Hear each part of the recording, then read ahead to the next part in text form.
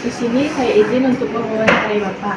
Sebelum masuk ke sesi wawancara, izin boleh Bapak perkenalkan diri.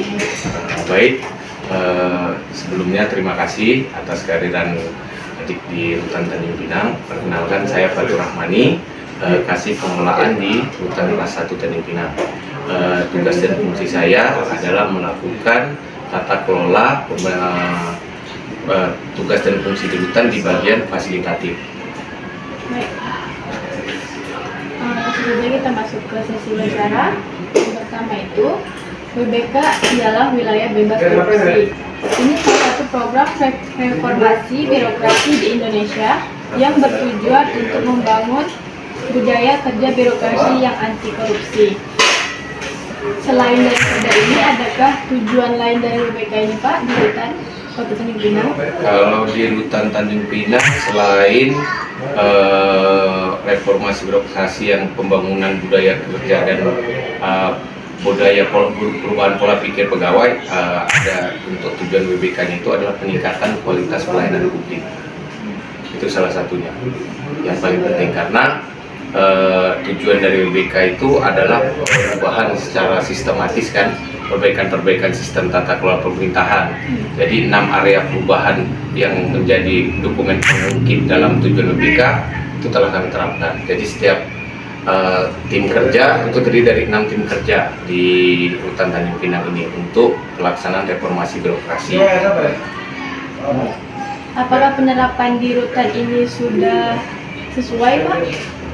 Kalau untuk sesuai semua bidang kerja, karena itu kan di Pokja penataan tata laksana, jadi setiap pekerjaan itu sudah ada standar operasional prosedurnya, mulai berapa lama waktu penyelesaian pekerjaan, mulai dari bagian mana sampai finishnya bagian mana, itu semuanya sudah ada, SOP-nya ada semua. Kira-kira dari tahun berapa WBK ini sudah diterapkan di Rutan ini, Pak? Kalau dari penerapan WBK itu dari zaman pemerintahan sebelumnya, itu dari zaman Pak Jokowi itu kan memang sudah ada penerapan tuh dari Menpan RI, wajib seluruh satuan kerja di Kementerian Hukum dan HAM itu wajib mendapat predikat WBK.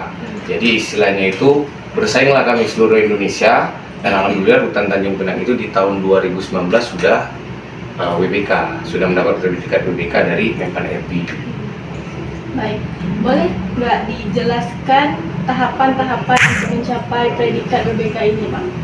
Baik, yang pertama tahapan untuk mendapatkan predikat WBK, yang pertama itu adalah pembentukan tim kerja. Pembentukan tim kerja ini harus dilakukan asesmen dan wawancara dari setiap bagian yang diketuai oleh kepala rutan dan para kasih. Jadi dibentuklah tim asesmen untuk membentuk tim kerja. Dari tim kerja yang dibentuk, itulah dihasilkan 6 kelompok kerja. Mulai dari area manajemen perubahan, area penataan tata laksana, manajemen sumber daya, peningkatan akuntabilitas, pengawasan, dan peningkatan kualitas pelayanan publik. Jadi 6 kelompok kerja. Itu dari 6 kelompok kerja itu bagiannya beda-beda.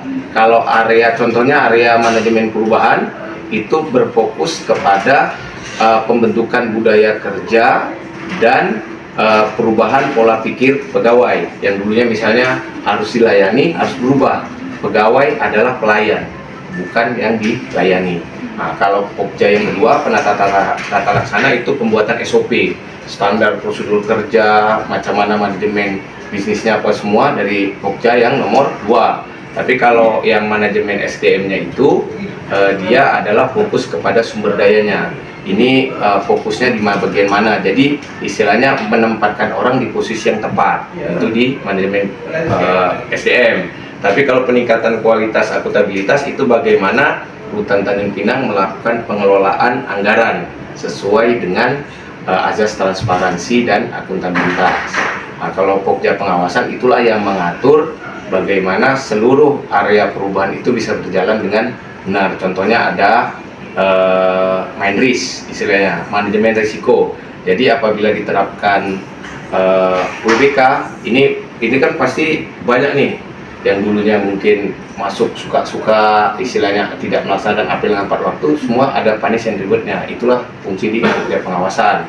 Peningkatan akuntabilitas, itulah bagaimana Rutan Tanjung Pinang ini menerapkan pelayanan, senyum, salam, sapa. Karena kan ibaratnya kan pasti pencitraan dari luar, hutan tuh seram atau seperti apa. Tapi kalau kita menjalankan semua kriteria WBK itu nggak seseram yang seperti adik tadi masuk, nggak seram kan? Nah, macam istilahnya macam sekolah lah di sini jatuhnya.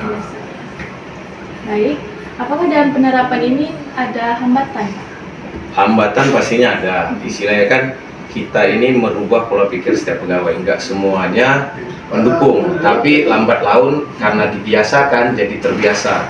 Dan dengan adanya PBK ini, jadi banyak perubahan-perubahan pola pikir pegawai yang dulunya istilahnya hanya dengan main tunjuk, sekarang mau tak mau harus terjun sendiri. Kita kerja sendiri, setiap orang sudah ada job desk-nya masing-masing. Nah, jadi istilahnya nggak ada lah terlalu hambatan atau gimana. Intinya itu bagaimana kita bisa menolak diri kita itu untuk jangan kita yang minta dilayani, tapi kita yang melayani.